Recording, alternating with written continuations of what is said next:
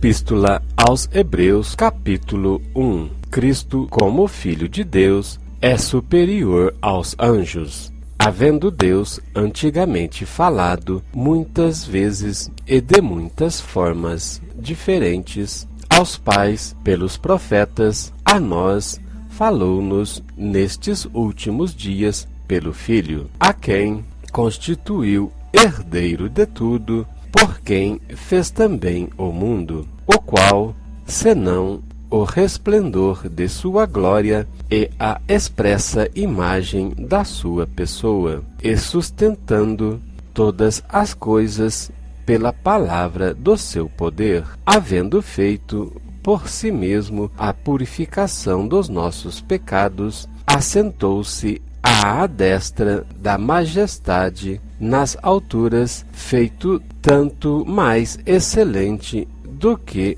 os anjos, quanto herdou mais excelente nome do que eles. Porque qual dos anjos disse jamais: Tu és meu filho, hoje te gerei, e outra vez eu lhe serei por pai, e ele me será por filho? E, quando outra vez introduz no mundo o primogênito, diz: E todos os anjos de Deus o adorem.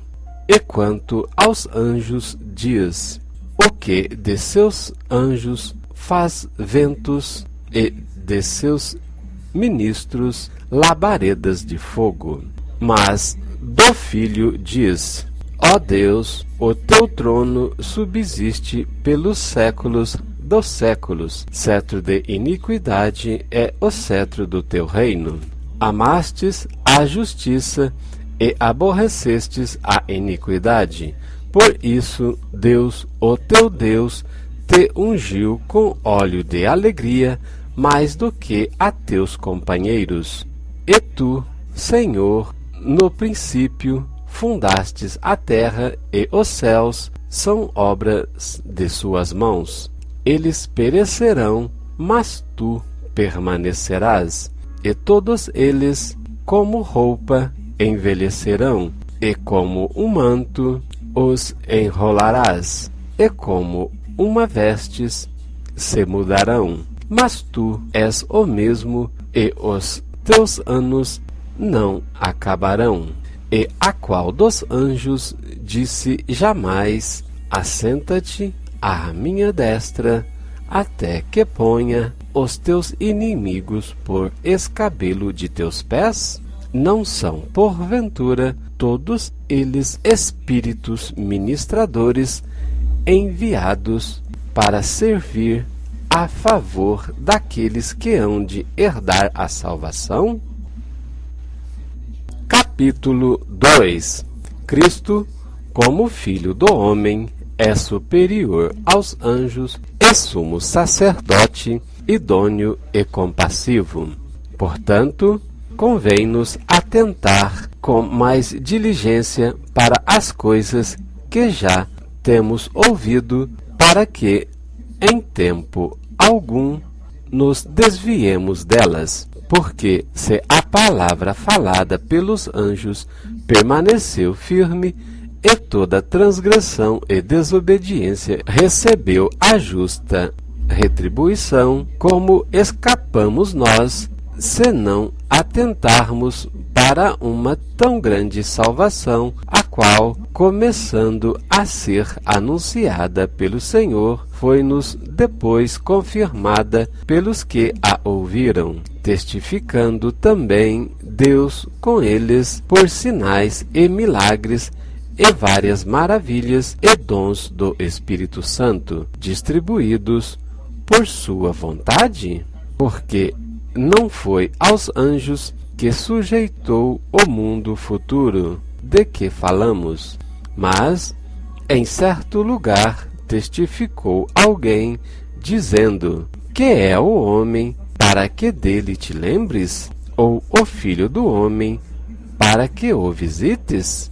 Tu o fizestes um pouco menor do que os anjos, de glória e de honra o coroastes e constituíste sobre as obras de tuas mãos, mas as coisas que sujeitastes debaixo dos pés, ora, visto que lhe sujeitou todas as coisas, nada deixou que lhe não esteja sujeito. Mas agora ainda não vemos que todas as coisas lhe estejam sujeitas. Vemos, porém, coroado de glória e de honra aquele Jesus que fora feito um pouco menor do que os anjos por causa da paixão da morte, para que, pela graça de Deus, provasse a morte por todos, porque convinha que aquele para quem são todas as coisas e mediante quem tudo existe, trazendo muitos filhos à glória, consagrasse pelas aflições o príncipe da salvação deles, porque assim o que santifica como os que são santificados são todos de um, por cuja causa não se envergonha de lhes chamar irmãos, dizendo: anunciarei o teu nome a meus irmãos, cantar-te-ei louvores ao meio da congregação. E outra vez porei nele a minha confiança, e outra vez eis-me aqui, a mim e aos filhos de Deus me deu. E visto como os filhos participam da carne e do sangue, também ele participou das mesmas coisas, para que, pela morte, aniquilasse o que tinha o império da morte, isto é, o diabo, e livrasse todos os que, com medo da morte, estavam por toda a vida sujeitos à servidão, porque, na verdade, ele não tomou os anjos, mas tomou a descendência de Abraão, pelo que convinha que em tudo fosse semelhante aos irmãos, para ser misericordioso e fiel como sacerdote naquilo que é de Deus, para expiar os pecados do povo, porque naquilo que ele mesmo, sendo tentado, padeceu, pode socorrer aos que são tentados. Capítulo 3. Cristo é superior a Moisés, o perigo da incredulidade e da desobediência. Pelo que, irmãos santos, participantes da vocação celestial, considerai a Jesus Cristo, apóstolo e sumo sacerdote da nossa confissão, sendo fiel ao que o constituiu, como também o foi Moisés em toda a sua casa, porque ele é tido por digno de tanto maior glória do que Moisés, quanto maior honra do que a casa que tem aquele que a edificou, porque toda casa é edificada por alguém, mas o que edificou todas as coisas é Deus. E, na verdade, Moisés foi fiel em toda a sua casa, como servo, para testemunho das coisas que se haviam de anunciar, mas Cristo como filho sobre a sua própria casa, a qual casa somos nós, se tão somente conservarmos firme a confiança e a glória da esperança até ao fim. Portanto, como diz o Espírito Santo, se ouvirdes hoje a sua voz, não endureçais o vosso coração, como na provocação no dia da tentação no deserto, onde vossos pais me tentaram, me provocaram e viram por 40 anos as minhas obras. Por isso me indignei contra esta geração e disse: estes sempre erram em seu coração e não conheceram os meus caminhos. Assim jurei na minha ira que não entrarão no meu repouso. Vede, irmãos, irmãos, que nunca haja em qualquer de vós um coração mau e infiel, para se apartar do Deus vivo. Antes, exortai-vos uns aos outros todos os dias, durante o tempo em que se chama hoje, para que nenhum de vós se endureça pelo engano do pecado, porque nos tornamos participantes de Cristo se retivermos firmemente o princípio da nossa confiança até ao fim. Enquanto se diz, hoje, se ouvirdes a sua voz, não endureça o vosso coração, como na provocação, porque, havendo alguns ouvido, o provocaram, mas não todos os que saíram do Egito por meio de Moisés. Mas com quem se indignou por 40 anos, não foi porventura com os que pecaram, cujo corpo caíram no deserto, e a quem jurou que não entrariam no seu repouso, senão aos que foram desobedientes? E vemos que não puderam entrar por causa da sua incredulidade.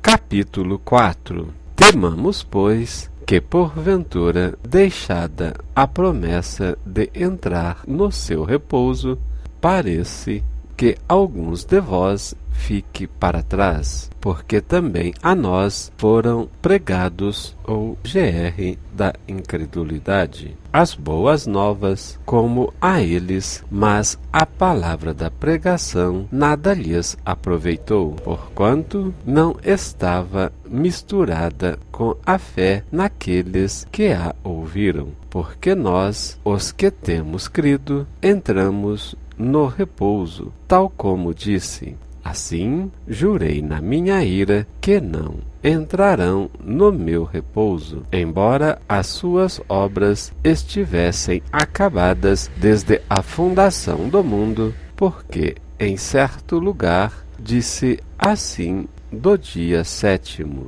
e repousou Deus de todas as suas obras no 7º dia. E outra vez neste lugar não entrarão no meu repouso, visto, pois, que resta que alguns entrem nele, e que aqueles a quem primeiro foram pregadas as boas novas não entrarão por causa da desobediência. Determina outra vez um certo dia, hoje, dizendo por Davi, muito tempo depois, como está dito: hoje, se ouvirdes a voz, não endureçais o vosso coração, porque se Josué lhes houvesse dado repouso, não faltaria depois disso de outro dia. Portanto, resta ainda um repouso para o povo de Deus, porque aquele que entrou no seu repouso, ele próprio repousou de suas obras, como Deus das suas. Procuremos, pois, entrar naquele repouso, para que ninguém caia no mesmo exemplo de desobediência, porque a palavra de Deus é viva e eficaz e mais penetrante do que qualquer espada de 2 gumes, e penetra até a divisão da alma e do espírito, e das juntas e medula, e é apta para discernir os pensamentos e intenções do coração, e não há criatura alguma encoberta diante dele. Antes, todas as coisas estão nuas e patentes aos olhos daquele com quem temos de tratar. Cristo é superior ao sumo sacerdote do antigo pacto, visto que temos um grande sumo sacerdote, Jesus, Filho de Deus, que penetrou nos céus, retenhamos firmemente a nossa confissão, porque não temos um sumo sacerdote que não possa compadecer-se das nossas fraquezas, porém um que, como nós, em tudo foi tentado, mas sem pecado. Pois com confiança no trono da graça, para que possamos alcançar misericórdia e achar graça, a fim de sermos ajudados em tempo oportuno. Capítulo 5. Porque todo sumo sacerdote, tomado dentre os homens, é constituído a favor dos homens, nas coisas concernentes a Deus, para que ofereça dons e sacrifícios pelos pecados, e possa compadecer-se ternamente dos ignorantes e errados, pois também ele mesmo está rodeado de fraqueza. Por esta causa deve ele, tanto pelo povo como também por si mesmo, fazer oferta pelos pecados. A ninguém toma para si essa honra, senão o que é chamado por Deus, como Arão. Assim também Cristo não se glorificou a si mesmo para se fazer sumo sacerdote, mas glorificou aquele que lhe disse: Tu és meu filho, hoje te gerei. Como também diz noutro lugar: Tu és sacerdote eternamente, segundo a ordem de Melquisedeque, o qual, nos dias da sua carne, oferecendo com grande clamor as lágrimas, orações e súplicas ao que o podia livrar da morte, foi ouvido quanto ao que temia, ainda que era filho, aprendeu a obediência por aquilo que padeceu, e tendo ele consumado ou aperfeiçoado, veio a ser causa da eterna salvação para todos os que lhe obedecem, chamado por Deus sumo sacerdote, segundo a ordem de Melquisedeque, do qual muito temos que dizer de difícil interpretação, porquanto vos fizestes negligentes para ouvir, porque, devendo já ser mestres pelo tempo, ou instrutores, ainda necessitais de que se vos torne a ensinar quais sejam os primeiros rudimentos das palavras de Deus, e vos haveis feito tais que necessitais de leite e não de sólido mantimento, porque a qualquer que ainda se alimenta de leite não está experimentado na palavra da justiça, porque é menino. Mas o mantimento sólido é para os perfeitos, os quais, em razão do costume, têm os sentidos exercitados para discernir tanto o bem como o mal.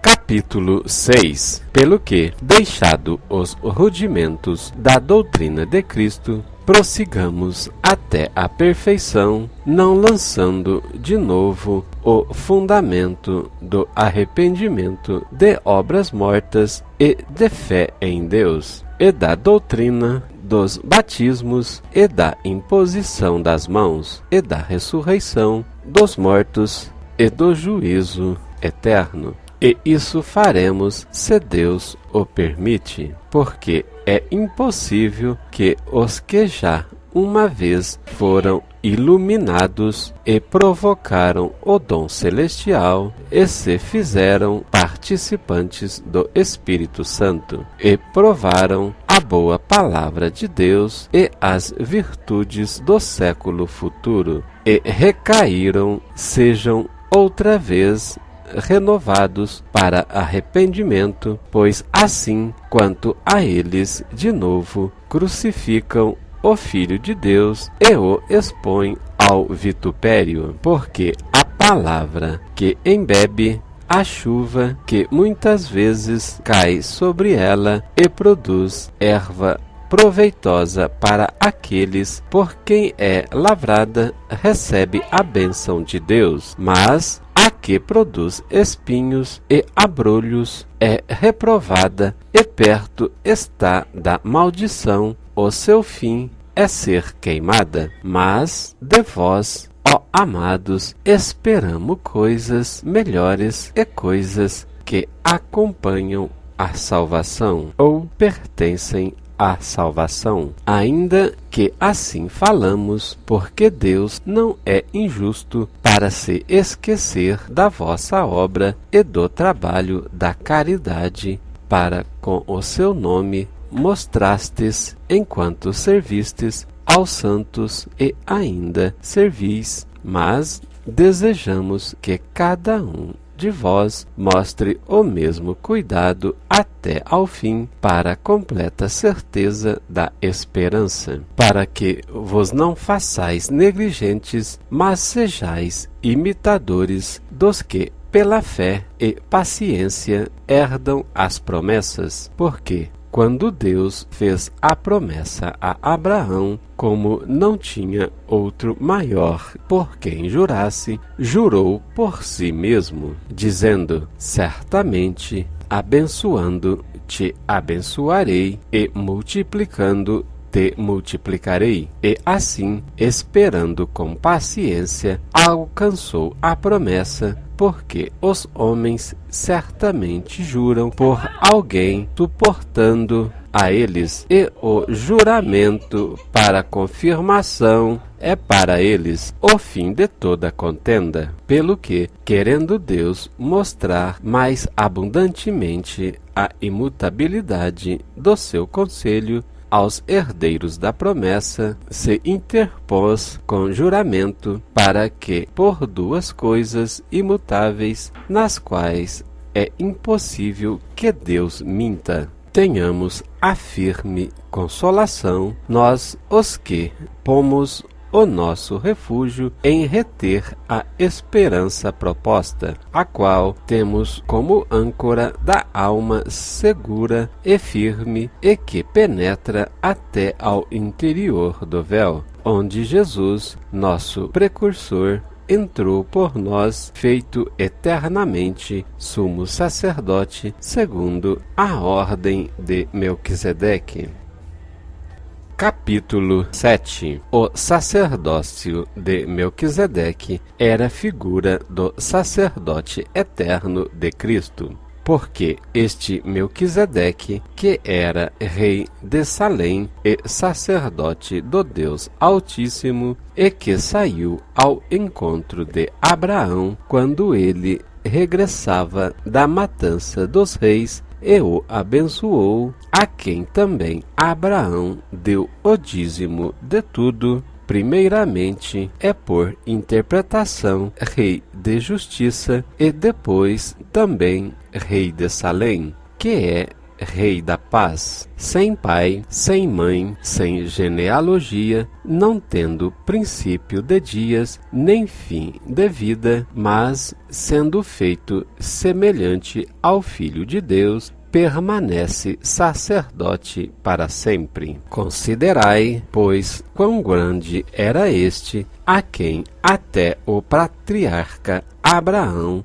deu os dízimos dos despojos, e os que, dentre os filhos de Levi, recebem o sacerdócio, têm ordem, segundo a lei, de tomar o dízimo do povo, isto é, de seus irmãos, ainda que tenham descendido de Abraão.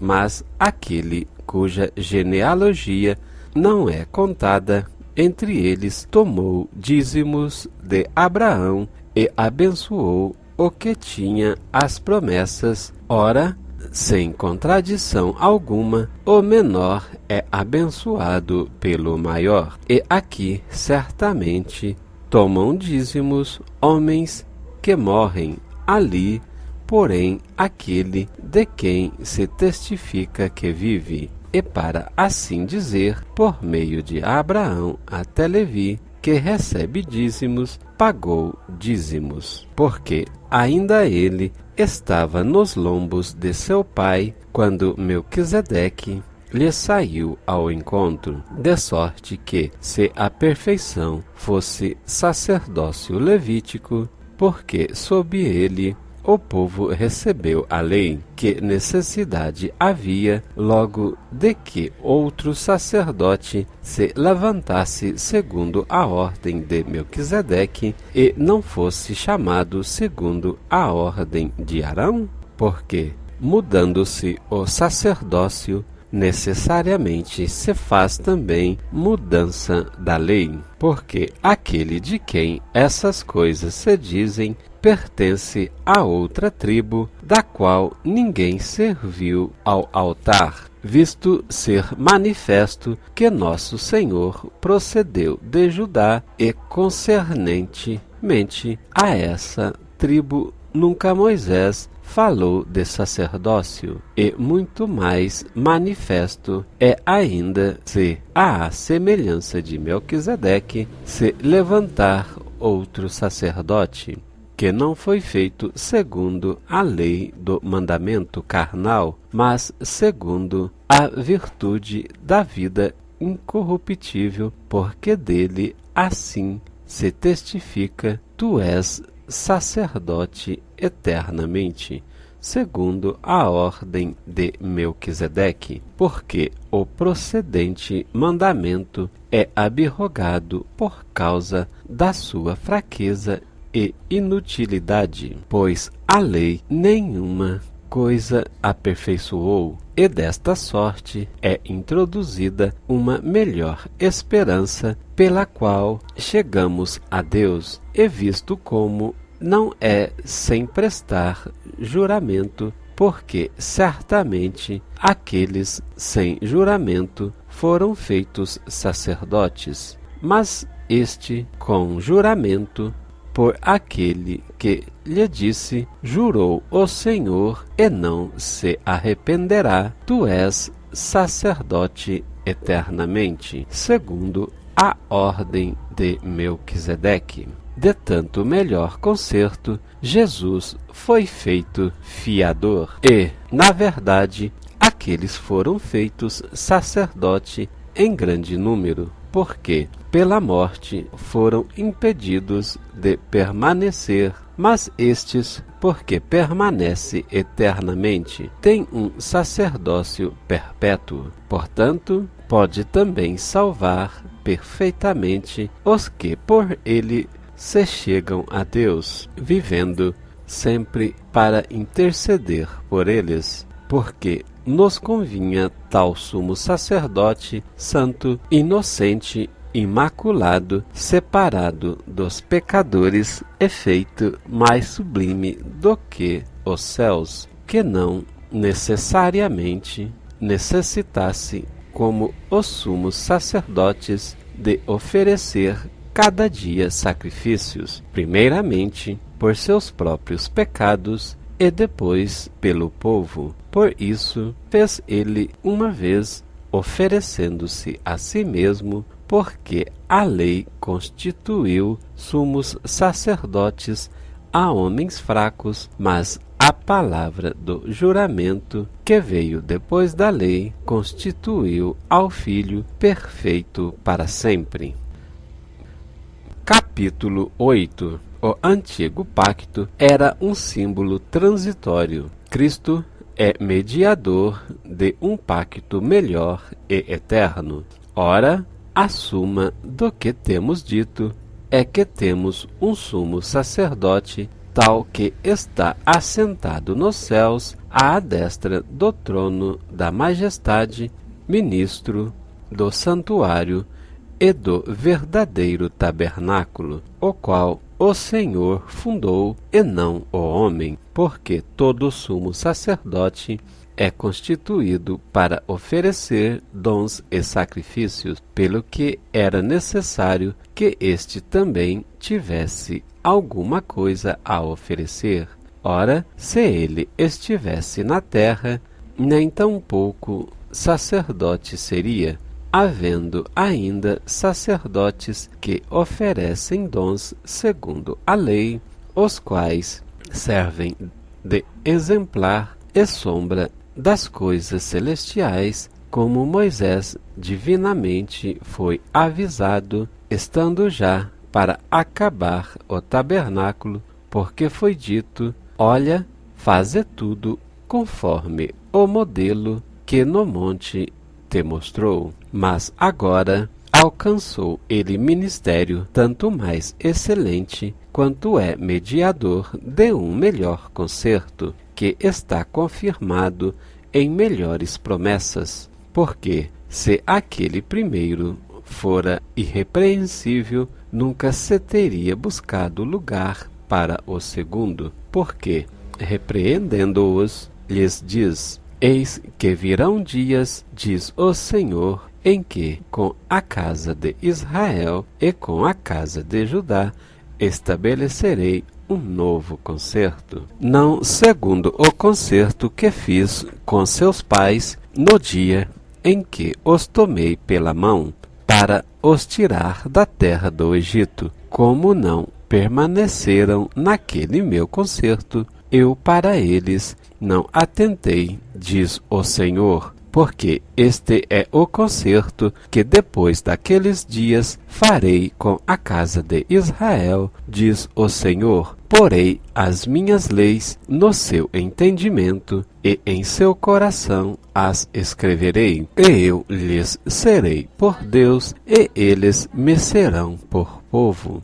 E não ensinará cada um ao seu próximo, nem cada um ao seu irmão, dizendo: conhece o Senhor? Porque todos me conhecerão, desde o menor deles até ao maior, porque serei misericordioso para com as suas iniquidades, e de seus pecados e de suas prevaricações não me lembrarei mais, dizendo: novo concerto, envelheceu o primeiro. Ora, o que foi tornado velho e se envelhece, perto está de acabar. Capítulo 9. Os sacrifícios do santuário, por causa de suas imperfeições, deviam repetir-se, mas o de Cristo é único, porque é perfeito. Ora, também o primeiro tinha ordenanças de culto divino e um santuário terrestre, porque um tabernáculo estava preparado, o primeiro, em que havia o candeeiro, e a mesa e os pães da propiação, ao que se chama o santuário. Mas, depois do segundo véu, estava o tabernáculo, que se chama o Santo dos Santos, que tinha o incensário de ouro e a arca do concerto, coberta de ouro, toda em redor, em que estava um vaso de ouro que continha o maná, e a vara de Arão,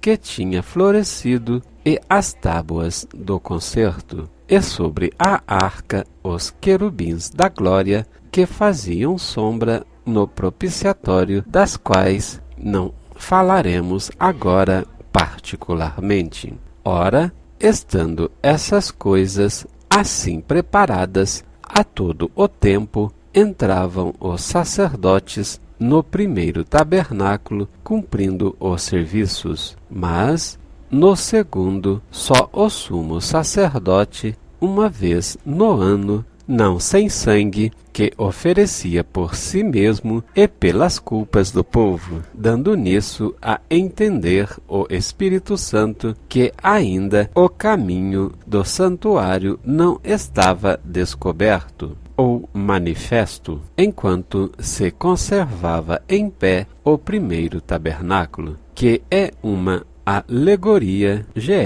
ou parábola, para o tempo presente, em que se oferecem dons e sacrifícios que, quanto à consciência, não podem aperfeiçoar aquele que faz o serviço, consistindo somente em manjares e bebidas e várias abluções e justificações da carne, impostas até ao tempo da correção, ou reforma. Mas vindo Cristo, o sumo sacerdote dos bens futuros, por um maior e mais perfeito tabernáculo, não feito por mãos, isto é, não desta criação, nem por sangue de bodes e bezerros, mas por seu próprio sangue, entrou uma vez no santuário, havendo efetuado uma eterna redenção. Porque se o sangue dos touros e bodes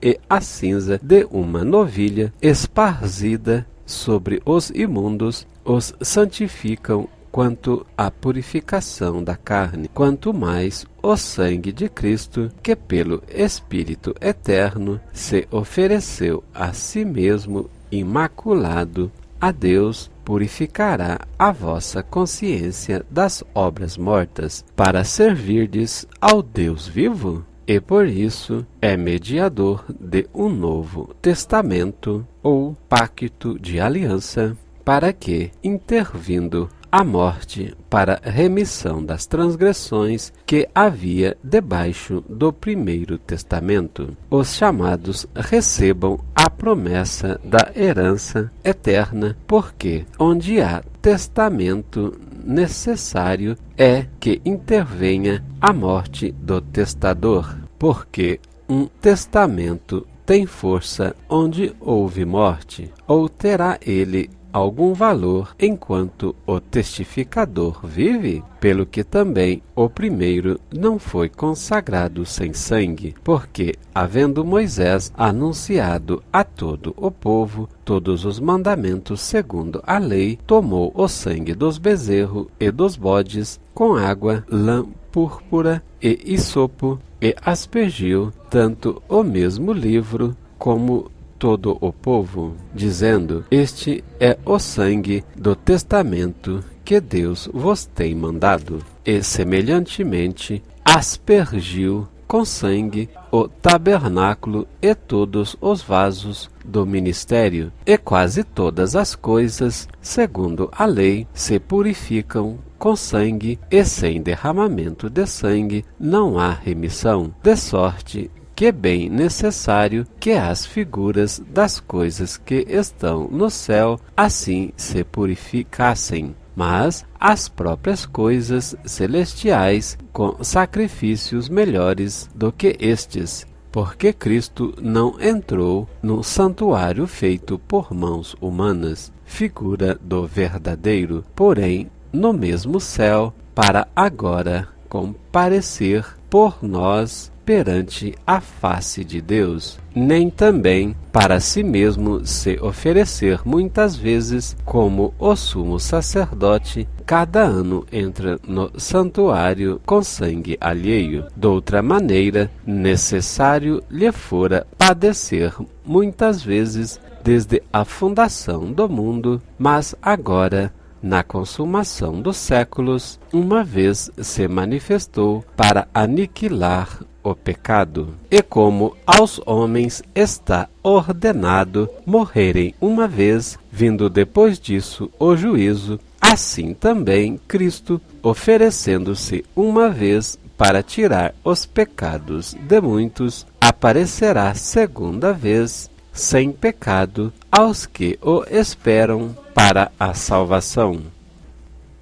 Capítulo 10. Porque, tendo a lei a sombra dos bens futuros, e não a imagem exata das coisas, nunca pelos mesmos sacrifícios que continuamente se oferecem cada ano, pode aperfeiçoar os que a eles se chegam. Doutra maneira, teriam deixado de se oferecer, porque, purificados uma vez, os ministrantes ou adoradores nunca mais teriam consciência do pecado. Nesses sacrifícios, porém, cada ano se faz comemoração dos pecados, porque é impossível que o sangue dos touros e dos bodes tire pecados. Pelo que, entrando no mundo, diz: sacrifício e oferta não quisestes, mas corpo me preparastes. Holocaustos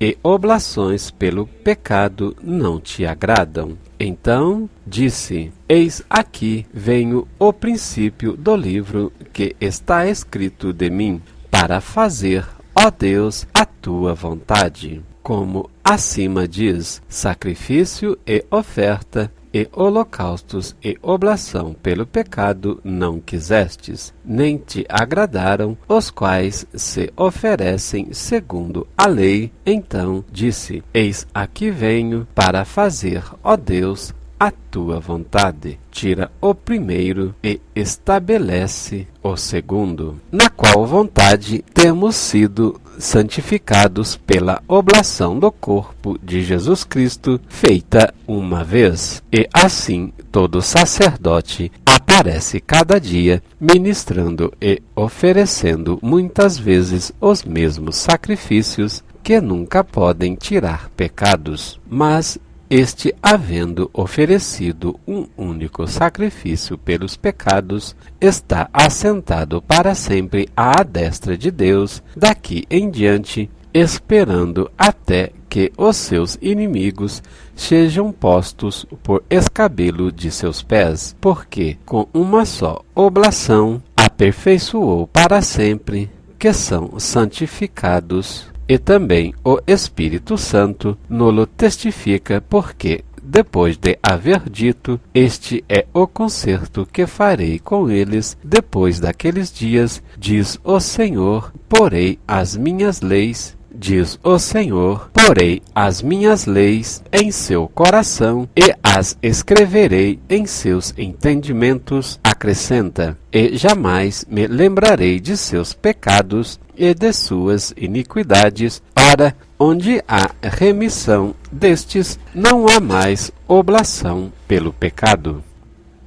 Exortação a perseverar na fé, tendo, pois, irmãos, ousadia para entrar no santuário pelo sangue de Jesus, pelo novo e vivo caminho que ele nos consagrou, pelo véu, isto é, pela sua carne, e tendo um grande sacerdote sobre a casa de Deus, cheguemo-nos com verdadeiro coração, em inteira certeza de fé, tendo o coração purificado da má consciência e o corpo lavado com água limpa, retenhamos firmes a confissão da nossa esperança, porque fiel é o que prometeu, e consideremos uns aos outros para nos estimularmos à caridade ou ao amor e às boas obras, não deixando a nossa congregação, como é costume de alguns, antes admoestando-nos uns aos outros, e tanto mais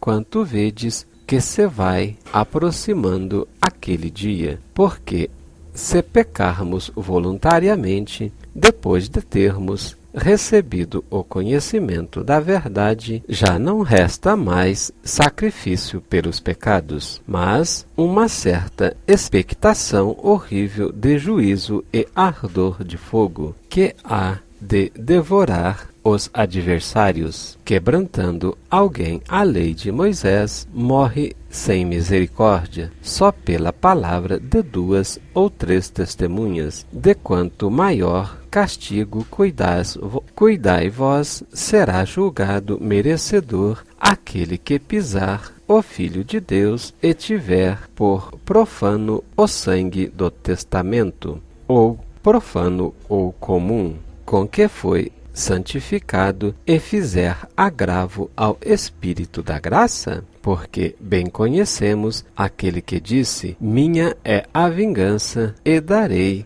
a recompensa, diz o Senhor. E outra vez o Senhor julgará o seu povo. Horrenda coisa é cair nas mãos do Deus vivo. Lembrai-vos, porém, dos dias passados, em que, depois de serdes iluminados, suportastes grande combate de aflições. Em parte fostes feito espetáculo com vitupérios e tribulações, e, em parte, fostes participante com os que assim foram tratados, porque também vos compadecestes dos que estavam nas prisões e com gozo permitistes a expoliação dos vossos bens, sabendo que em vós mesmos tendes nos céus uma possessão melhor e permanente, ou uma herança eterna. Não rejeiteis, pois, a vossa confiança, que tem grande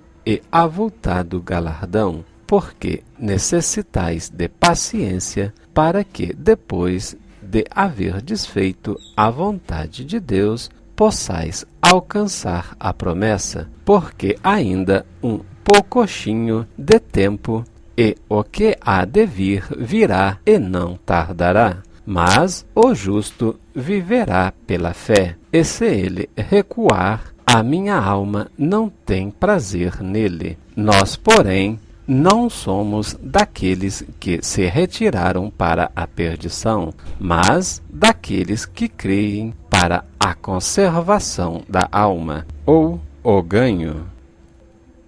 Glória a Deus, amados em Cristo. Nestes 10 primeiros capítulos da Epístola aos Hebreus, vemos a exortação de um autor desconhecido que chama muito a atenção ao tempo que se chama hoje. Muitos teólogos acreditam, pela didática e apresentação da epístola, ser de autoria do apóstolo Paulo. Contudo, isto é apenas hipótese. No capítulo 1, verso 2, a descrição de que, antigamente, Deus havia falado com o povo de Israel pelos profetas, e a nós, hoje, nos últimos dias, tem falado pelo Filho, a quem constituiu herdeiro de tudo, por quem também foi feito o mundo e todas as coisas. Nos versos 3 e 4, a descrição de que Jesus assentou-se à destra da majestade do Pai nas alturas e herdou mais excelente nome do que os anjos. No verso 7, a descrição de que os anjos do Senhor são ministradores e Deus faz de seus anjos ventos, bem como de seus ministros labaredas de fogo. No verso 8, a descrição de que o cetro de Jesus, do seu governo, é um cetro de equidade, pois o cetro de teu reino é um reino de justiça. No verso 9, a descrição de que Jesus amou a justiça e aborreceu a iniquidade. Por isso, Deus, o teu Deus, o ungiu com um óleo de alegria mais do que todos os teus companheiros.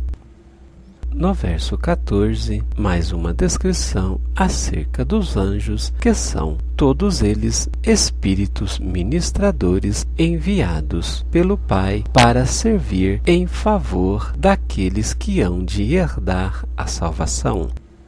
No capítulo 2, verso 3, a descrição de que Jesus é coroado de glória e de honra, porque este mesmo Jesus foi feito pouco menor do que os anjos por causa da paixão da sua morte, para que, pela graça do Senhor Deus, provasse a morte por todos nós. Neste capítulo, vemos que Cristo, o Filho do Homem, é superior aos anjos e sumo sacerdote idôneo e compassivo. No capítulo 3, vemos esta continuação e a descrição de que Jesus, o Cristo, é superior a Moisés e mostra o perigo da incredulidade e da desobediência. No verso 1, mostra que Cristo, apóstolo e sumo sacerdote da nossa confissão. No verso 3, descreve que ele é digno tanto de maior glória do que Moisés, quanto maior honra do que a casa daquele que a edificou. No verso 6, a descrição de que, como filho, sobre a sua própria casa, a qual casa somos nós, e tão somente conservarmos firme a confiança e a glória da esperança até o fim, pois somos nós a casa em que Jesus deseja edificar morada eternamente. Dos versos 7 a 13, assim diz o Espírito Santo acerca do dia que se chama hoje, se ouvirmos a voz do Senhor em nosso coração, para que não endureçamos o nosso coração e a nossa cerviz, pois devemos atentar durante o tempo que se chama hoje, para que nenhum de nós sejamos enganado pelo engano do pecado. No verso 15, a confirmação de que, ao dia que se chama hoje, se ouvirmos a voz do Senhor, devemos não endurecer o nosso coração, como foi no dia da provocação no deserto. No capítulo 4, verso 3, a descrição de que não entrarão no reino do Senhor ou no repouso do Senhor todos os desobedientes e duros de coração que não dão ouvidos à voz do Senhor.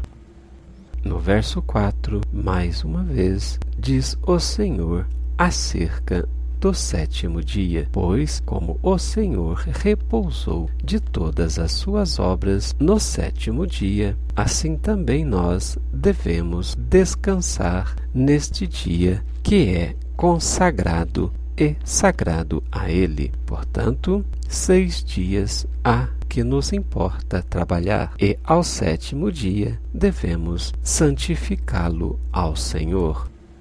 No verso 7, a descrição de que, como está dito hoje, se ouvirmos a voz do Senhor, mais uma vez, não devemos endurecer o nosso coração.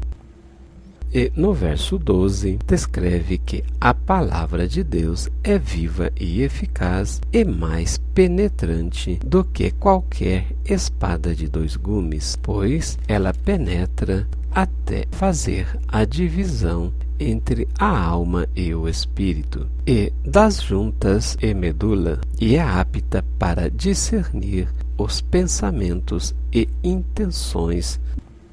No verso 14, vemos que temos um grande sumo sacerdote, que é Jesus Cristo, o Filho de Deus, que penetrou nos céus e que devemos reter firmes a nossa confissão de fé. Pois, como um de nós, Jesus foi feito em fraquezas, porém não pecou. Em tudo foi tentado, mas todavia não pecou.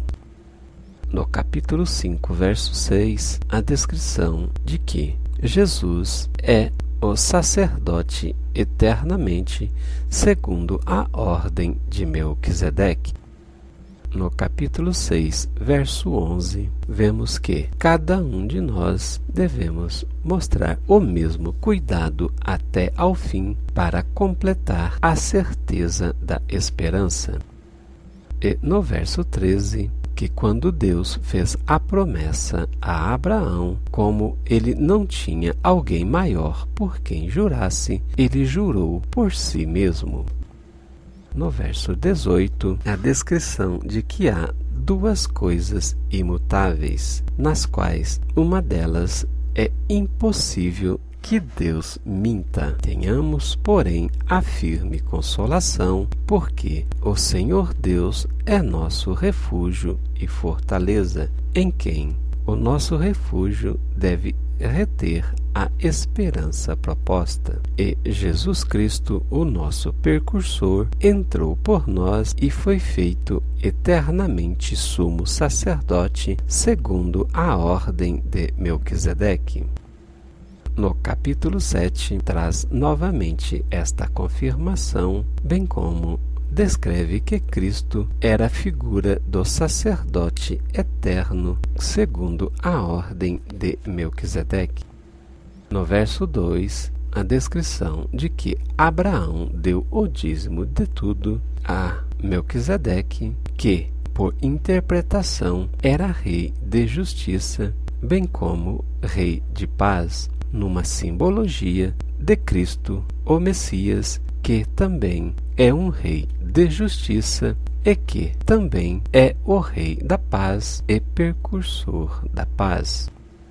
No verso 3, descreve que Melquisedeque não tinha pai nem mãe e era sem genealogia. Ele não tinha princípio de dias, nem tampouco fim de sua vida, e que, semelhantemente, o Filho de Deus permanece sacerdote para sempre, como esta simbologia por Melquisedeque.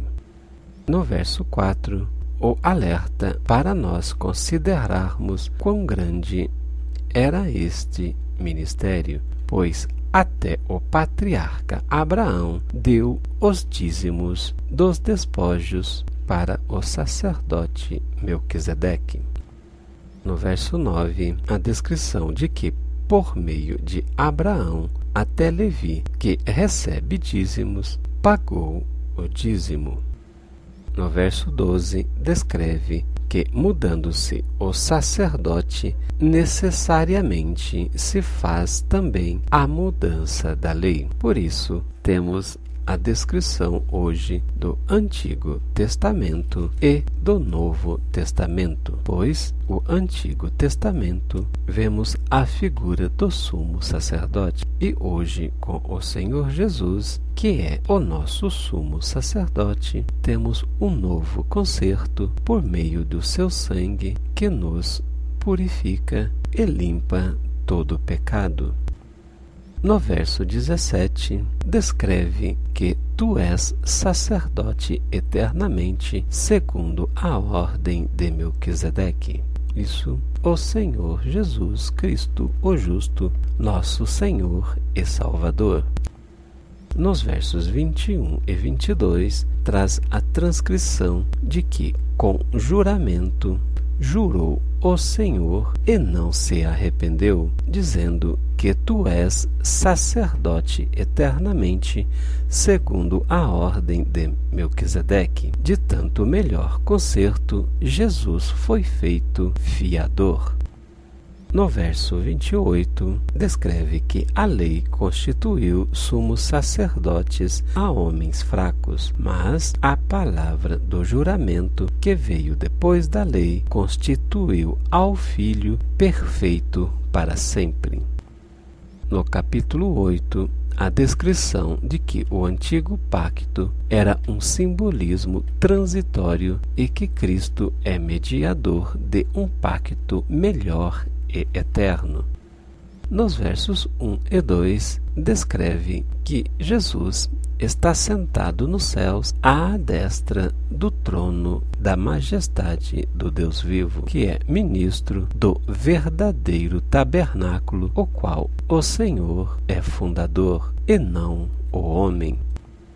No verso 5, a descrição de que, como Moisés foi divinamente avisado, estando para acabar o tabernáculo, fazendo tudo conforme o modelo de que o Senhor mostrou para ele no monte antes de receber as tábuas do concerto, ou dos 10 mandamentos. No verso 8, descreve que virão dias, diz o Senhor, em que o Senhor estabelecerá concerto com a casa de Israel e com a casa de Judá, pois temos aqui uma simbologia da teoria das duas casas, mostrados de uma forma ampla e geral, pois a casa de Judá aqui simboliza todo o corpo de Cristo, a igreja em geral, e Israel simbolizando os judeus não messiânicos que, com a volta em glória do Senhor Jesus, se unirão as duas varas para o concerto eterno no milênio do governo milenar de Cristo. E, para entendermos a teoria das duas casas na unidade cristã, devemos refletir em Zacarias, capítulo 11, versos 7 e 8, bem como capítulo 12, versos 7 e 8, Joel, no capítulo 2, dos versos 15 a 28, e parte B do verso 31. Pois há um dia, hora, mês e ano marcado para acontecimento de um evento histórico, que é a queda da Babilônia, e este dia será o toque da sexta trombeta, onde cairá as torres do Império da Babilônia. E este também, conforme Isaías capítulo 30, verso 25, é a descrição do grande dia da matança, pois Apocalipse 9, verso 15, descreve que 1/3 dos habitantes da terra morrerão com este evento. E vemos que hoje 1/3 é a razão de aproximadamente 2 bilhões de pessoas. Bem disse o Senhor Jesus de que, quando ouvirmos falar de guerras e rumores de guerra, para não atemorizarmos, pois estes sinais são apenas o princípio das dores. Dias virão em que se cumprirá a palavra do Senhor e haverá choro e ranger de dentes. Contudo, a noiva do Senhor, ou a igreja fiel, Deus tem preparado um deserto para escondê-la fora da vista da serpente, ou o anticristo, durante a metade de um tempo. Confira Apocalipse capítulo 12, versos 6 e 14, bem como Daniel capítulo 12, versos 1, 3, 7 e 11. E com relação à queda da Babilônia, em Isaías capítulo 47, verso 9, diz que num momento ela sofrerá a viuvez e a perda de filhos. Porém, este império que domina por séculos cairá, sofrendo viuvez a suposta rainha dos céus, bem como a perda de filhos. No verso 11, diz o Senhor que todos conhecerão, desde o menor até ao maior, porque ele será misericordioso com as nossas iniquidades e dos nossos pecados e nossas prevaricações ele não se lembrará mais. Pois este novo concerto que fez com o Senhor Jesus, ele confirmará, e do velho concerto não nos lembraremos mais, pois perto está de se acabar. O capítulo 9 traz os sacrifícios do santuário. Por causa das suas imperfeições, deveriam repetir-se, mas o de Cristo é o único, porque foi perfeito. Nos versos 6 e 7, a descrição de que os sacerdotes entravam no primeiro tabernáculo, cumprindo os serviços, simbolizando o átrio e o lugar santo. Porém, no segundo, que simbolizava o lugar santíssimo, somente o sumo sacerdote, uma vez no ano, não sem sangue, para oferecer holocausto por si mesmo e pelas culpas do povo, e que, segundo o autor de Hebreus, isso dava a entender, pelo Espírito Santo, que ainda o caminho do santuário não estava descoberto, enquanto se conservava em pé o primeiro tabernáculo, que é uma alegoria ou parábola para o tempo presente, em que se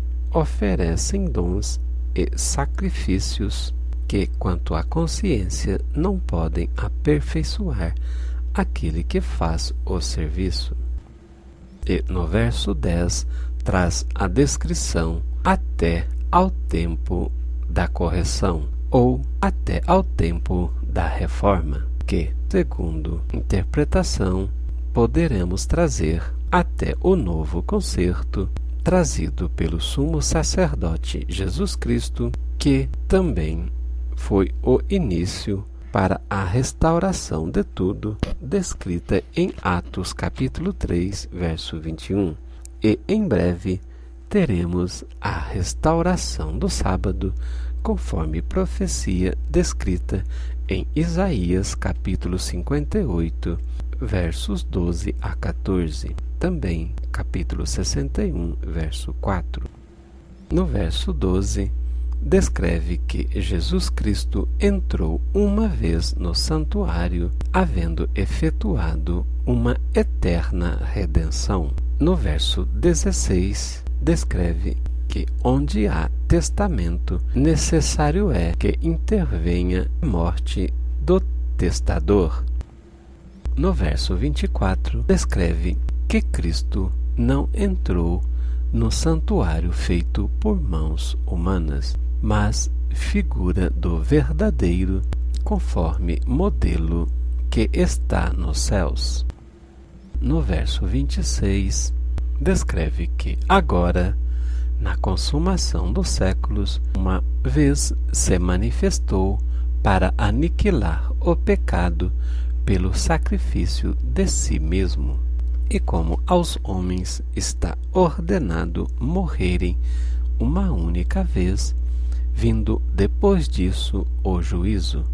Portanto, reencarnação e vidas passadas não existe. Isto é mensagem do anticristo. Vigiai e orai, para que não deixais cair em tentação, pois assim também Jesus Cristo, oferecendo-se uma vez para tirar os pecados de muitos, aparecerá segunda vez sem pecado para os que os esperam para a salvação, isto é, na volta secreta do Senhor Jesus para o arrebatamento da sua noiva e para que esta participe do tribunal de Cristo e bodas do Cordeiro, enquanto o mundo participará da grande tribulação e, segunda vez, voltando para o reino glorioso, onde aniquilará todo o mal, destruindo a tríade satânica, bem como a todos os rebeldes ou incrédulos que duvidaram da sua palavra de salvação. No capítulo 10, verso 5, a descrição de que sacrifício e oferta Deus não quisera, mas obediência e um coração puro e sincero. No verso 7, descreve que eis aqui venho, no princípio do livro está escrito de mim, para fazer, ó Deus, a tua vontade. Esta descrição se refere ao Senhor Jesus, pois, desde Gênesis, descreve a sua vinda e forma de salvação. Isaque, ao levar a lenha, simbolizava Jesus levando o madeiro para o sacrifício e religar o homem com Deus.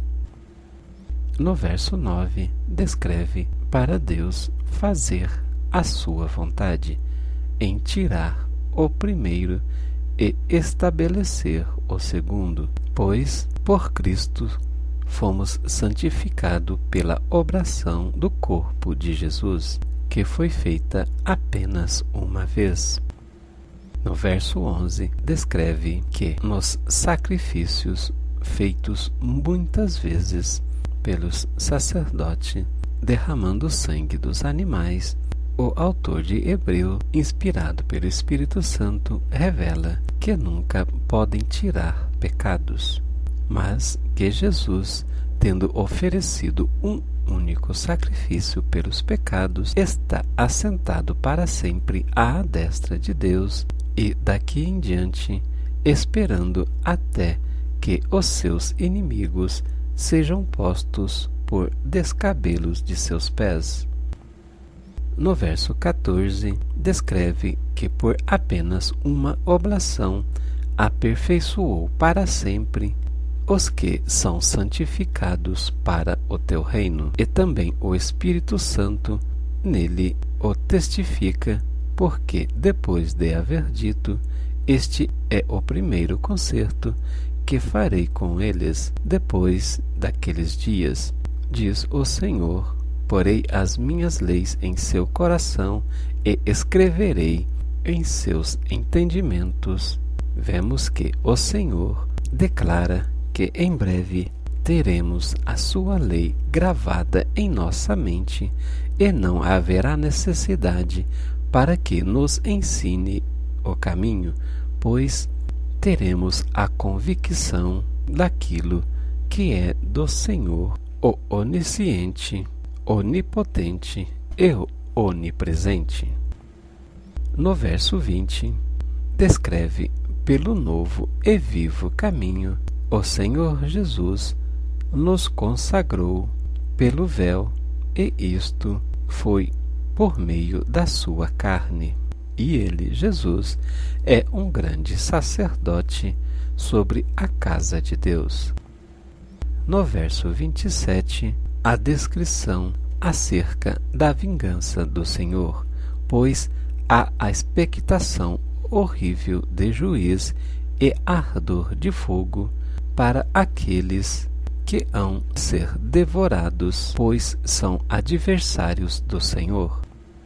No verso 30, Deus descreve que dele é a vingança e que ele mesmo recompensará. Porém, outra vez o Senhor julgará o seu povo, pois seu trono é um trono de equidade e de justiça.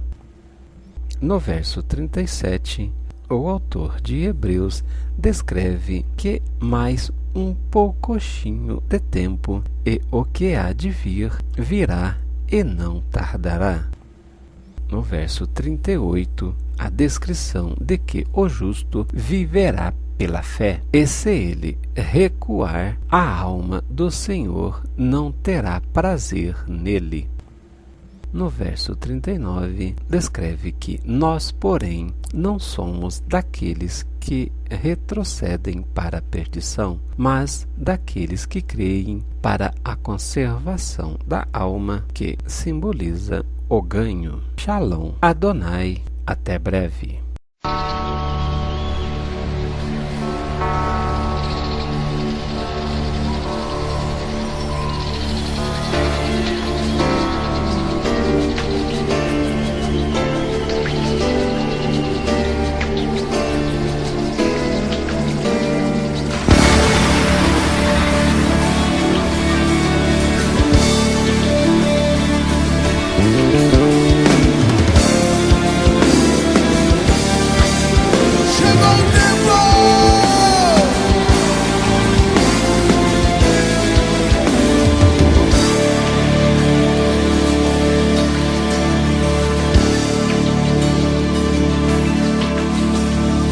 Mesmo que eu ame, se esqueça do seu filho, eu jamais me esquecerei de ti. Mesmo que eu ame, se esqueça do seu filho, eu jamais me esquecerei de ti. Eu jamais me esquecerei, eu jamais me esquecerei, eu jamais me esquecerei de ti. Brasil, chegou o tempo de Deus para ti. Brasil, chegou o tempo de Deus para ti. Brasil, chegou o tempo, agora é tempo de Deus para ti. Esse é o tempo. Brasil, chegou o tempo de Deus para ti. Brasil, chegou o tempo de Deus para ti. Brasil, chegou o tempo, agora é tempo de Deus para ti. Sim, Senhor. Mesmo que uma mãe se esqueça do seu filho, eu jamais me esquecerei de ti. Assim diz o Senhor. Mesmo que uma mãe se esqueça do seu filho, eu jamais me esquecerei de ti. Eu jamais me esquecerei. Eu jamais me esquecerei. Eu jamais me esquecerei de ti. Campo chegou o tempo. O campo chegou o tempo de Deus para ti. O campo chegou o tempo de Deus para ti. O campo chegou o tempo, agora é tempo de Deus para ti. Levante suas mãos e diga: o campo chegou o tempo. O campo chegou o tempo. Esse é o tempo. O campo chegou o tempo, agora é tempo.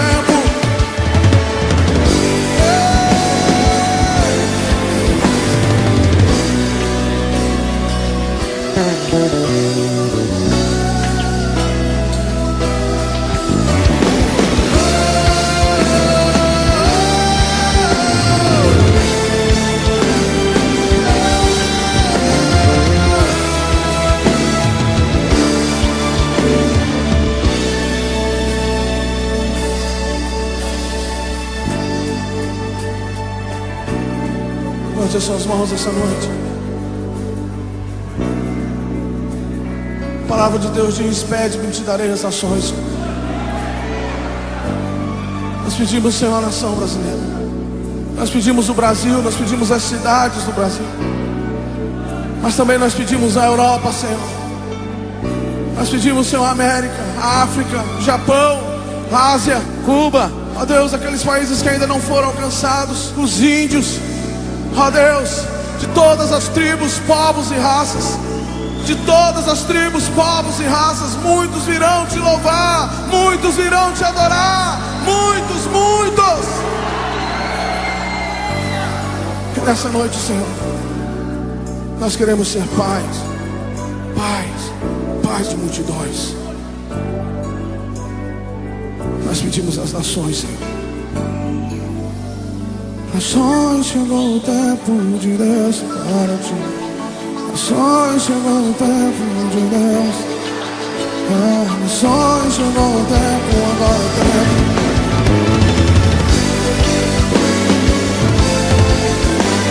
Nações, chegou o tempo de Deus para ti.